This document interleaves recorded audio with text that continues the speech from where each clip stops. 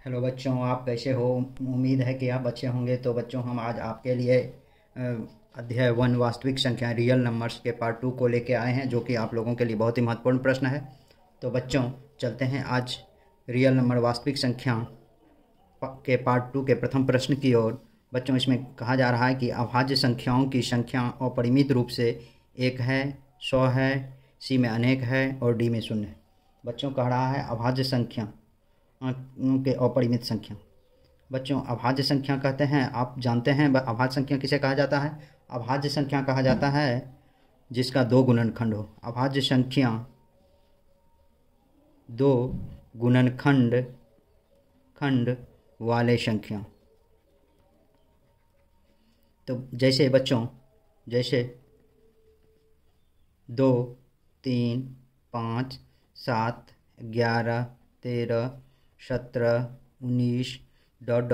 ये संख्या अनंत होते हैं। ये संख्या अनंत अनंत अर्थात अनेक हैं। तो बच्चों, 1 का आंसर हो जाएगा ऑप्शन नंबर सी।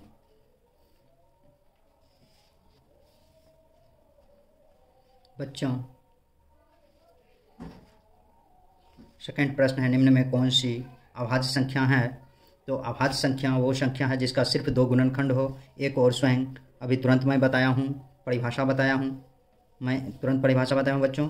ऊपर वाला प्रश्न ही है, लगभग समझिए, ये दूसरा प्रश्न भी।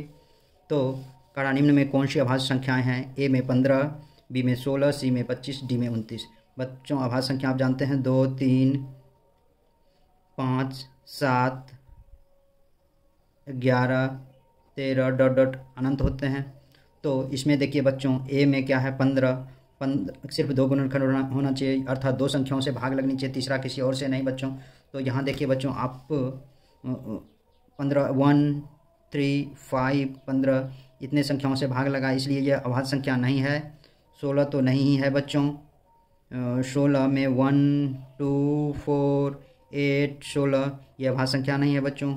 25 है, 25 भी नहीं है, क्योंकि 1, 5, 25 से डिवाइड है। इसलिए बच्चों डी अर्थात 29 सिर्फ 1 और 29 से डिवाइड होता है, इसलिए इसका आंसर हो जाएगा बच्चों 2 का डी।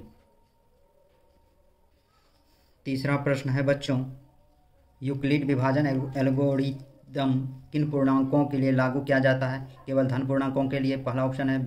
बी में है बच्चों शून्य को छोड़कर सभी पूर्णांकों के लिए। सी में है बच्चों शून्य सहित सभी पूर्णांकों के लिए, और डी में है सभी उत्तर सही। बच्चों, 3 का आंसर हो जाएगा बच्चों ऑप्शन नंबर बी, क्योंकि Euclid algorithm A is equal to B Q plus R, जहाँ 0 is less than equal to R is less than B होता है बच्चों।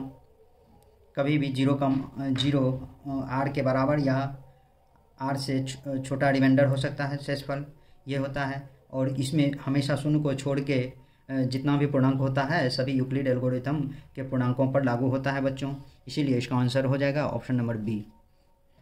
फोर्थ नंबर प्रश्न है बच्चों, दो धनात्मक पूर्णांक a और b का HCF सबसे बड़ा पूर्णांक d है, तो d द्वारा विभाजित होगा केवल a, केवल b, c में a और b दोनों और d में कोई नहीं।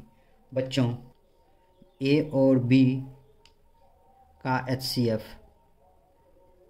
बच्चों आप जानते हैं कि HCF वह होता है जब दोनों संख्या की जो बड़ी से बड़ी संख्या से विभाजित हो उसको कहते हैं उसका HCF।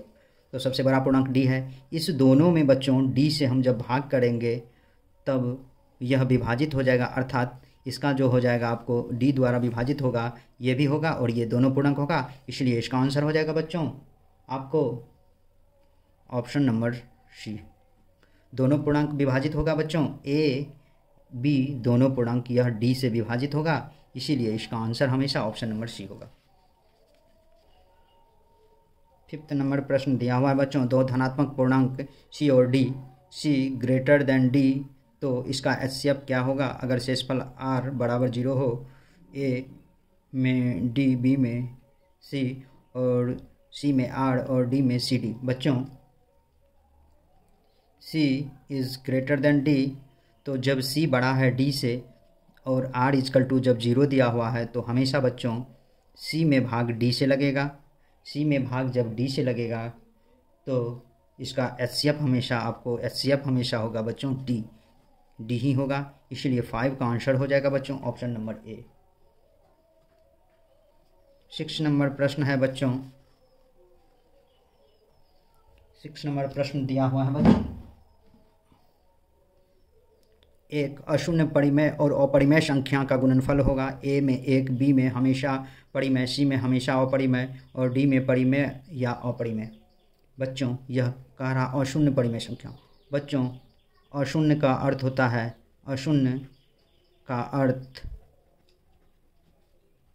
है जिसमें शून्य नहीं हो, उसको अशून्य कहते हैं। जैसे सारे प्राकृत संख्या 1 2 3 4 5 डॉट डॉट, ये सारे प्राकृत संख्या होंगे अशून्य। अशून्य परिमेय और अपरिमेय संख्या का गुणनफल। बच्चों अब देखिए इसमें कह रहा परिमेय गुना अपरिमेय। बच्चों परिमेय में शून्य भी आता है लेकिन यहाँ अशून्य कहता है। अशून्य जैसे 1 को √2 से मल्टीप्लाई करेंगे तो बच्चों √2 होगा, या 2 को √3 से मल्टीप्लाई करेंगे 2√3 होगा। अर्थात ये परिमेय को अपरिमेय से जब भी गुना करेंगे बच्चों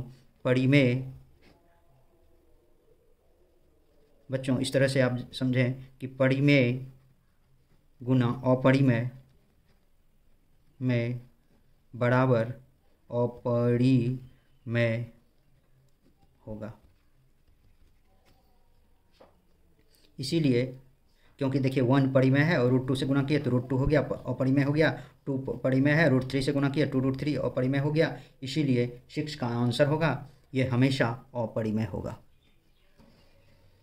बच्चों प्रश्न नंबर 7 है, दो धनात्मक पूर्णांक सी और डी, सी ग्रेटर देन डी हो और भागफल Q और शेषफल R है, जहाँ 0 is less than equal to R is less than D हो, निम्न कौन सा संबंध सत्य होगा?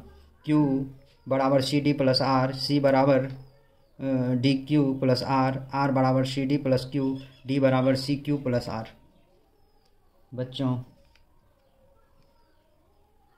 C is greater than D, तो C में हमेशा D से डिवाइड करेंगे और इसका भागफल Q है, ये भाजक है बच्चों, ये भाज्य है और ये भागफल है, ये दिया हुआ है और यहाँ R शेषफल दिया हुआ है।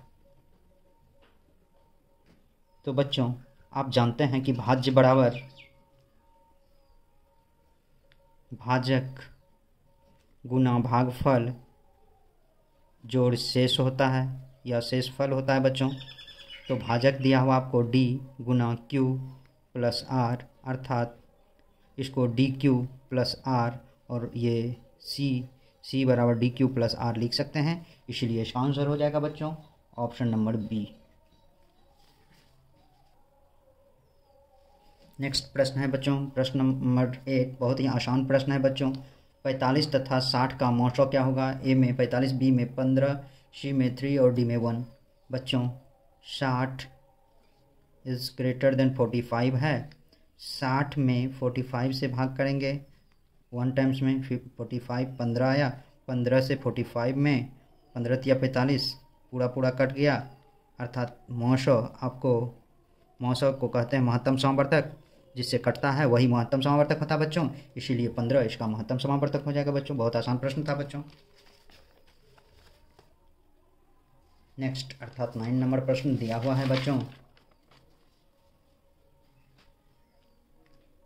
यूक्लिड विभाजन एल्गोरिथम दो धनात्मक पूर्णांकों के निम्न में से किसे परिकलित करने की तकनीक है? ए में शेषफल, बी में भागफल, सी में लौसा और डी में मौसा, लघुत्तम समावर्तक और महत्तम समावर्तक। बच्चों इसे जानने के लिए आप ए बराबर BQ प्लस R होता है, 0 is less than equal to R is less than B होगा बच्चों। तो ये जब भी यूक्लिड एल्गोरिथम मेथड होता है बच्चों, ये मेथड हमेशा मोशो में प्रयोग होता है। यूक्लिड विभाजन एल्गोरिथम को धनात्मक पूर्णांकों के निम्न में किसे परिकलित करने की तकनीक है, तो यह मोशो को परिकलित करने की तकनीक है, हमेशा याद रखिएगा बच्चों। ये आप प्रथम एक्सरसाइज जब बनाएंगे क्लास 10th का सब्जेक्टिव का, तो वह उसमें यूक्लिड एल्गोरिथम मेथड का प्रयोग किया गया है। आप उस एक्सरसाइज में आसानी से इसे बना सकते हैं। नेक्स्ट प्रश्न है बच्चों, प्रश्न नंबर 10, 5, 15, 20 के लॉसो और मोशो का अनुपात क्या होगा बच्चों? 5, 15, 20। इसका पहले लॉसो निकाल देते हैं। 5 का 5, 5 3 15, 5 के 20। लॉसो 5 गुना 3 गुना 4, 15 3 45, 5 3 15 चौके 60 हो जाएगा बच्चों। मोशो जब भी निकालेंगे मोशो, तो सबसे बड़ी संख्या 20 है। 20 में आप 15 से भाग देंगे, उससे छोटी संख्या 15 का 15, 5 5 3 15 कट गया। अब 5 से फिर जो ये संख्या 5 बचा, इसमें डिवाइड करेंगे। 5 का 5 कट गया बच्चों। मोशो यहाँ आपको हो जाएगा 5। अब लॉसो और मोशो का अनुपात, लॉसो बट्टे मोशो अनुपात यही होता है बच्चों। अर्थात इसको लिख सकते हैं लॉसो, पहले यही लिखिए बच्चों। लॉसो दिया हुआ है 60 बट्टे 5, 60 बट्टे 5, 12 पंचे 60, 12 बट्टे 1, अर्थात इसको आप लिख सकते हैं 12 अनुपात 1। आपको आंसर हो जाएगा ऑप्शन नंबर ए। तो बच्चों आज के वीडियो में बस इतना ही। मेरे यूट्यूब चैनल पर बने रहने के लिए आप लोगों को बहुत बहुत धन्यवाद, तथा मेरे ऐसे वीडियो देखने के लिए हमारे चैनल को जरूर से जरूर सब्सक्राइब करें। तो बच्चों बहुत बहुत धन्यवाद।